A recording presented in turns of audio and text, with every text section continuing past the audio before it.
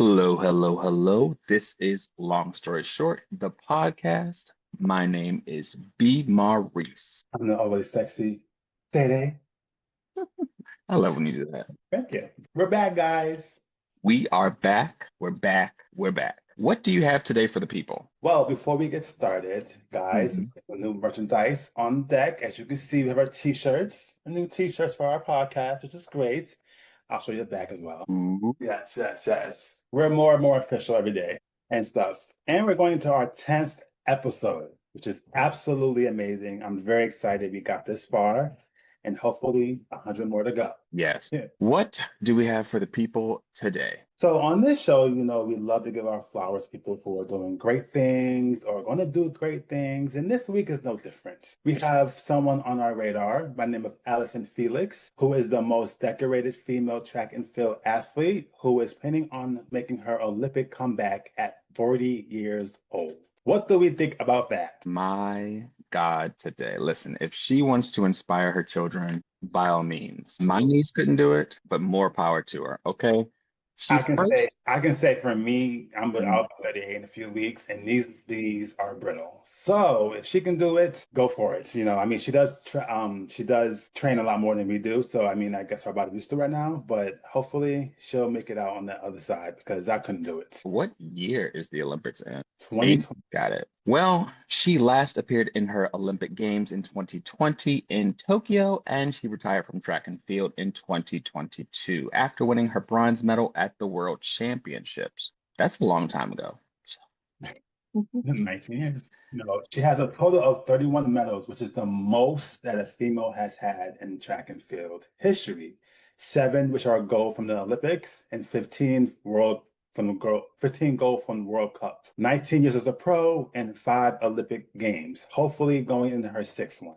So congrats to her on that accomplishment, and we cannot wait to see what she does. She has to go through the trials, of course, to qualify for the Olympics, but it'll be exciting to see what she does if she makes it into Olympics, who she goes against, who she works with. I'm excited. I can't wait till 2028. Is that like a realistic excitement, or is that just, are we just If rooting she can because do she's it, it'll be even better. But I'm excited that she's doing something positive and she's going somewhere and being amazing. And 19 years in that world before retiring is amazing. So we'll see what she could do next. Is she bored? No, she wants to show her kids that she's able to continue this and do this and show them that you can do what you want at any age. That's a beautiful moment. I love it that way. So yes, kudos to her. I'll be watching, of course. I'll be watching too. I'm sure that when the race starts, she may not qualify for it, but I'm gonna have high hopes.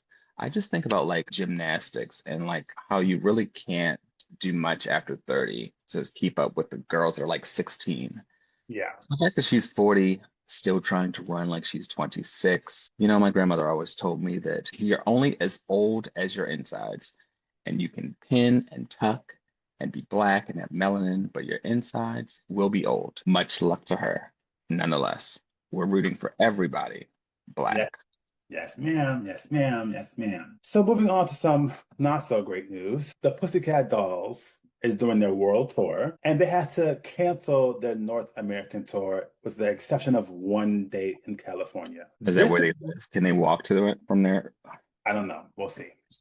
Basically, the cancellation was due to low ticket sales. They even lowered the price of tickets to actually see what would happen and still could not fill the arenas or the stadiums, or I think it's arenas, I believe. Arenas. Yes, that they Nice. could not fill. So they had to cancel the North American tour. I love girl groups. I'm always rooting for them. But I said this from the beginning. This was not going to work with you bringing back only 3 members of the group. Also, 2 of them weren't the main vocalists on the first 2 albums. So it made it really, really hard that you guys would come back for a reunion tour and not actually have a reunion with the actual members. Only 2 groups can do this. And that's DC and Spice Girls, to my knowledge, that can come back through a reunion tour without the full set and be able to rock out.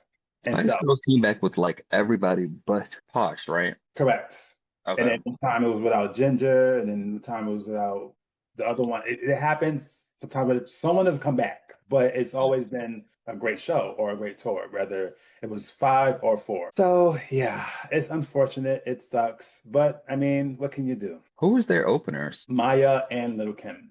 That's unfortunate. It's still run for the hills. But that's just my thought on it. You know, That's it's just like a cancellation they had for a tour in the last 5 years. They canceled the one that was in 2021. They had all 5 members, and now we're back here again canceling another show. That does not normally happen, so it's unfortunate that it's happening right now. It sucks. It sucks for girl groups because it's not really represented the way it should be, in my opinion. I keep going back to that interview where Nicole Scherzinger was asked about why they went from 7 or 9 or 11 or 13 to what it is now. And she had no answer. So what did she expect? People want to see a full group. Yes, we do. Yes, Maya we might as well just go on tour by herself at this point. She's been everywhere this summer. She's opened up for who? Brandy and Monica. She's been at like 19 gay prides. She's been dipping and doing it. She did an Well, exceptional job with BT. yes. That reunion show, fabulous. I will say this as well. You know, they were also their show in New York was also the same day as Shakira's show in New York. Ooh, So I just you can tell where I mean, really, what's going to happen? You know what I mean? So it's unfortunate. Maybe they should have did actual stages and kept it there. Maybe. maybe they should have just stayed on YouTube. Right. Because after React, that new single, did they do anything that was worthwhile? No. No, because the new single's not really that exciting. They will do good in the UK from what they're saying. So we'll see. You know, they have a good fan base there, but the US is very upset, as you can see. Speaking of Shakira, Shakira has been doing her thing. Shakira has been following in the footsteps, of course, of Madonna and who else did that? Lady Gaga. She got 2 million fans for the free concert in Rio de Janeiro, Brazil, on Copacabana Beach. Proud of her. I saw she had like 64 blow up screens. The people could see at her every angle. The people have been pumping her. I went to Brazil. They only played Shakira. Shout out to her. She's making some money. Amen. Now, Pussycat Dolls, good night. Maybe need to hang it up. That's it. But Next to Danity Kane. If Danity Kane's remaining members teamed up with Pussycat Dolls' remaining members, they could actually have a full group. They couldn't sing, but well, maybe they'll do that, but maybe not. What's next on our list, Mr. Maurice? Let's talk about Lil Fizz. He's been everywhere these days from Cam Newton's. Do we call this a talk show? Podcast. It's a podcast, I believe. Is it? Okay.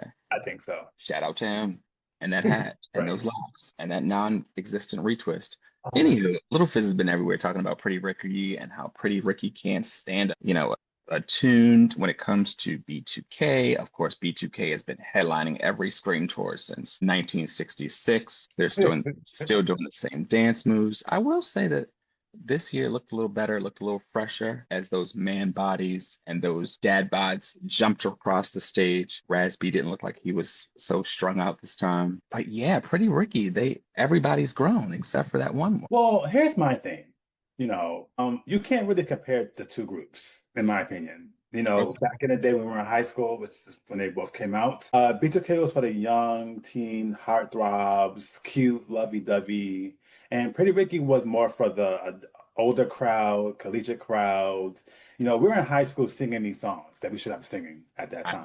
I know. You know what I mean? But they're two different, they're in two different lanes. So I mean, I can't really compare the two or not. What I can say is that, the reason why, in my opinion, girl groups will always have one up on boy groups because girl groups keep it tight. Body, hair, makeup, outfits. These boys went on tour and let it all out. And some things should be kept closed, not to the world. I just feel like, they lost their edge a little bit. I mean, it's very visible. J Bug doing his dance from You Got Served. I wasn't impressed. I was more impressed years ago. Those man boobs were moving. They should not be moving like that. Shout outs to them for doing their tour, completing their tour, and doing all that stuff. Of course, yes. But I needed to do more maintenance to themselves before going on tour again. Usher went on tour and he looked amazing. There's no excuse. Sorry, no, that's strawberries and apples and Well, oranges. I'm just saying he's also older. Yes, he has no excuse. Get it together. You know what I mean? Also, what I will say is they knew that the tour was coming up. It comes every damn year. God's sake. What's his name? Baby Blue? He looked like Jesus, Baby Hippo. Like he was huge. I don't even think that the seamstress could fit him into that red attire that he got into.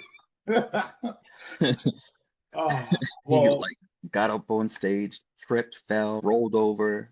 It's okay, like, okay, roly poly, we get it. Grind on me back in the gym. I don't understand. something. Well, now they're discussing a verses, hopefully, that I do not want to see.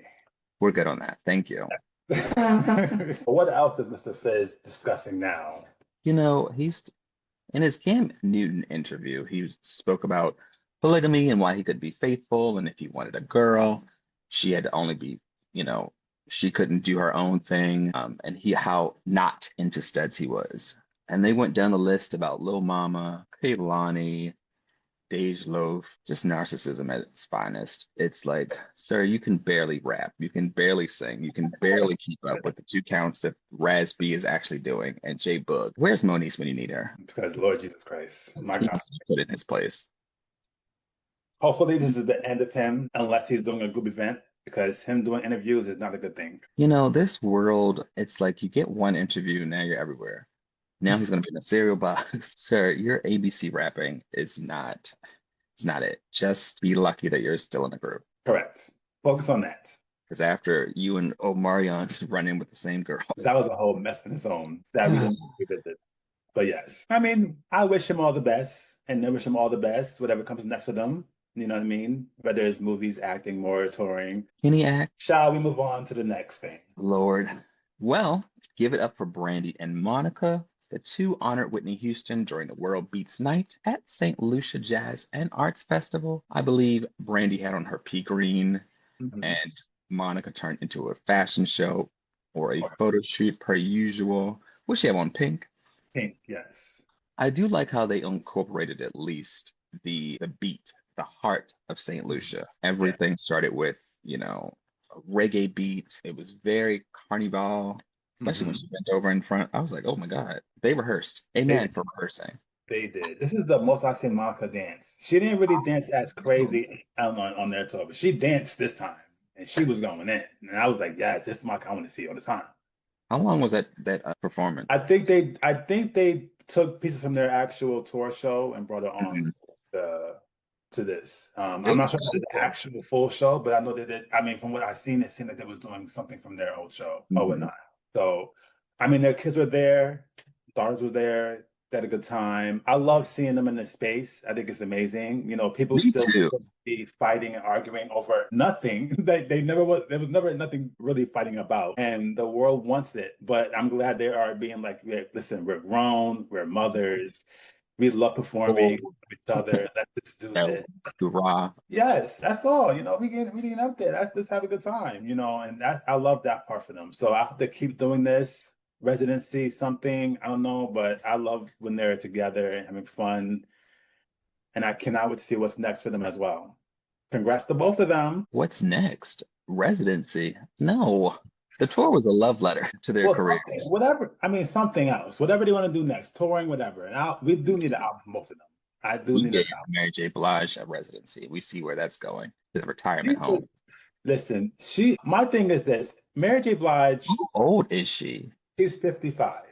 Why is she still performing? She should be retired now. But even then, she's just not even like Janet is turning 60. She's doing it.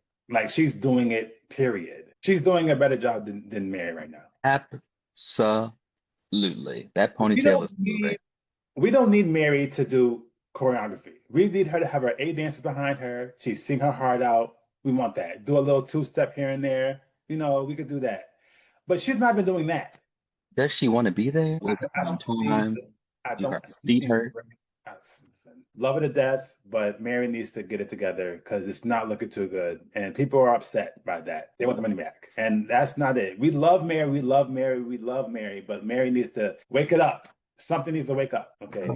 This is the beginning of her residency at that. I'm bored. I wasn't excited when they announced the residency. I'm not excited seeing the videos. She's not excited going to the shows. Her feet are tired. Her boots are bedazzled. Let's wrap it up. Something. I'm good on her. Well, we can move right along then and give her a break. We must discuss Atlanta Housewives. Our girls. So last week, ending the show, we had our first actual shade battle between Miss Pinky and Angela. Now, I will say this. Angela won the battle. We'll give her the winning for that. But I will say Pinky was no slouch. Agreed. She did her comeback. She did what she had to do. She gathered her a little bit, whatever. But I do feel, and I'm glad they were able to squash it at the end of it and not let it prolong for the whole season, because y'all arguing about something that's completely dumb or whatnot. But yes, they had their first sparring session on the show last weekend. It was a good one. It was good, and it's all over the world. I'm all over social media, whatever. But it was a good one. But yeah, it was great.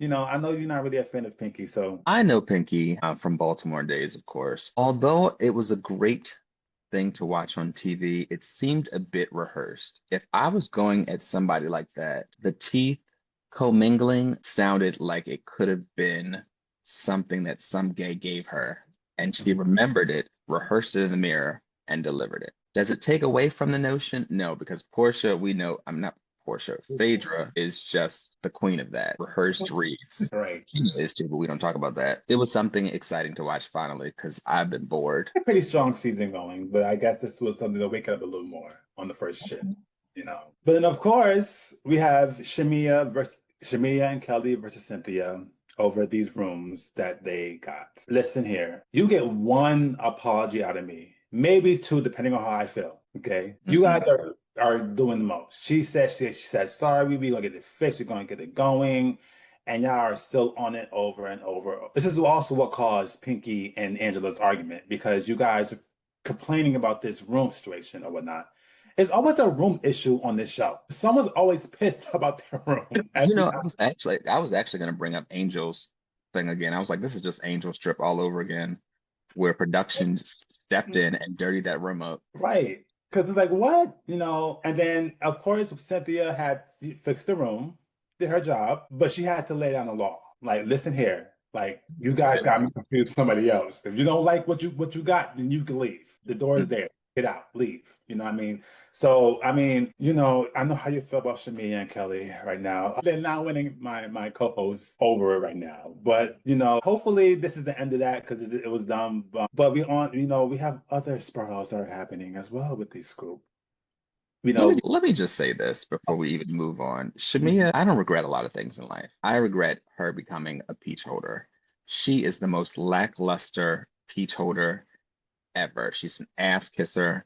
Her outfits aren't great. Her husband doesn't like her. She doesn't know that peaches don't grow in Granada. I'm over her. Her and Kelly, juvenile drag queen. I'm not into the confessionals. I'm not into the weird, she eats meat, she eats ribs, that laugh, that high octave voice that she puts on when she's talking to Portia. Here's my thing. Because Nene said this a while back in an interview or on a podcast or something. She said it's always a disservice when Bravo promotes a friend to a main member. And as far as Atlanta goes, she's correct. Every friend that got promoted, except one, that got promoted to main member, did not do a very good job. And they lost the spark. When you were a friend, you were more exciting to see. And then you got to the main character part, and we're like, what happened? I'm confused. You showed more excitement from Marlo before she became a housewife? Not really, but when she got a housewife, it got worse. The only housewife I think that was a successful promotion was Angie from Salt Lake. Yes. That was the only successful friend turned into a housewife that I've seen. They didn't give Eva a fair shot. She was pregnant and then she left the show. So we can't give her thing. 2 seasons. Eva did too, yeah, she did too. But she was a friend first, and then she did 2 as an actual wife. Okay. Yes, but I think the first one she was pregnant, or she was getting. The first one she was in, she was pregnant, and then she came back, and it was all that mess with her. She was pregnant like twice, wasn't she? Yes. Those sunflowers. Yes, because her sons are back to back. So, but yes, but like Nene said, giving someone a promotion is not the best ideal for Atlanta, at least. It doesn't work. It's always a fail. Or not. What else happened in Atlanta? Nothing really. That was really crazy. In my opinion, this is me. The past 2 episodes, Cynthia carried the show. This give her peach back, in my opinion. Absolutely. Because when you have a friend who opens up the actual series, you have a friend who hosting the first trip, who has several confessionals, who's eating up her confessionals, eating up her looks, giving the world everything. Just give her peach back. Why is she the one as a friend of, because she's giving a lot more than the other girls on the show. Yeah, yeah. I think she's fine with being a friend in the show because she feels she could go in and out when she wants to, which is great. Right. But when she And she comes got with in, that man on TV. right, she's not trying. She said, "No, we did that twice. Ain't doing it again. I'm not that." She said, not this time." But I do feel like she's giving a lot more to the show than some of the current housewives on the show. Portia is not giving much, and I'm losing. She's losing me every single day. I still stand by what I said about she not being the show forerunner for me. I think that she saved the show, and after that, she should have gone away from the show. Her and Phaedra could have gone. Yes, And I love them both, and that's no shade. Shamia back to me again. losing your best friend in the first season was kind of to her detriment. It feels like she's always grasping for camera time, Yeah, grasping for a moment. No, thank you. Not interested. Her and Kelly are annoying. I want them to go away. I want Kelly's voice to go away. I want Kelly's glam to go away. I liked Kelly, her premiere season. This Kelly, I'm not interested. It's like they're trying to rehash what Shami and Portia had. It feels inauthentic and whack. well, I will say, through all this craziness, my girl K Michelle was still my peak of the season. I love K Michelle. She's doing a good job.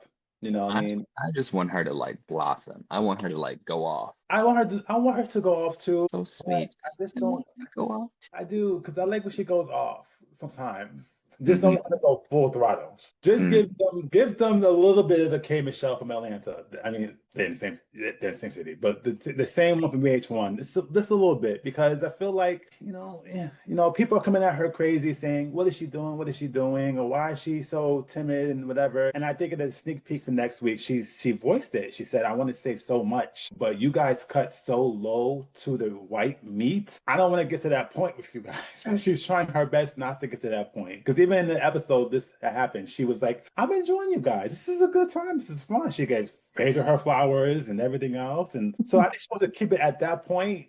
But I know she like, you guys really take it to a level of like, what the hell is going on here? I love K Michelle. Is she gonna stay for a whole scene? Every sign of trouble, she's out. Wig in tow, she's gone. Okay. I think that Pinky is the easy scapegoat because people have photographic evidence of K Michelle's power. And they Yes. don't have that with Pinky. And so it's easy to pick on Mr. Papa Smurf, bankruptcy, eating meat vegan. So I'm interested when this K Michelle and Drew thing is gonna pick up. Also with Drew, I think she's looked the best she's ever looked in life. Took 5 years. Took 5 years. It's Took 5 working. years. Five, Is it 6, most money? whatever money it is, it looks good. And yes, I will say that. I can't stand the girl, but I will say that her glam has been very, very good this season so far. But that money needs to go towards some other things. If she's saying that she's not doing too well and she's gonna be homeless soon, so she needs to focus on putting that money towards. Well, she told the judge that, so that's what she said to the judge. So I'm going about her words. God, she did tell the judge that, She did. which means by the time the reunion airs, she will be officially out of the house, right? That's right. She has to be out of the house by, I think, sometime in June, I believe. When the school year's over, I believe it is, I think. You know what else? What other point I want to bring to your attention? The bus scene. Was that a bus? Yeah. Yes. You know what it said to me? There are too many housewives. Too many people hold a peach. It's too confusing. You couldn't hear conversation. Everybody is grasping for their 6 seconds of fame. They got on the bus, in my opinion, way too glam. It's like overproduced, overhyped, too many peaches. Yeah. They need to take 4 of them away. Not Even 4. when they have like, think about any other trip where they bring the friends on. You don't have 16 people on a bus. Why are there 16 people? Everybody's trying to get a moment. Pinky's bald. Kelly looks like a drag queen in some Baltimore sculpted fashions. Portia's wig looked puffy. Angela's nose looked skinny. It's too much. Like they can't even fit on screen at one time.